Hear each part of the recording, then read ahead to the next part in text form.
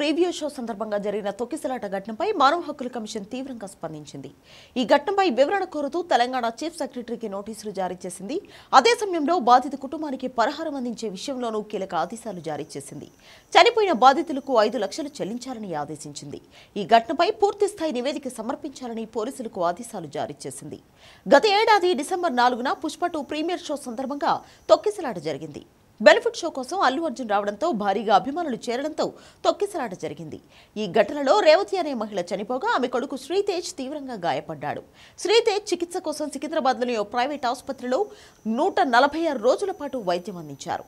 చివరకు 2025 ఏప్రిల్ 29న ఆసుపత్రి నుంచి డిశ్చార్జ్ అయ్యాడు. కానీ ఇంకా పూర్తిగా కోలుకోలేదు. ఈ ఘటనకు సంబంధించి నటుడు అల్లు అర్జున్ అరెస్టు కూడా చేశారు. ఇప్పుడు అదే ఘటనపై సీరియస్ అయింది కేంద్ర మానవ హక్కుల సంఘం.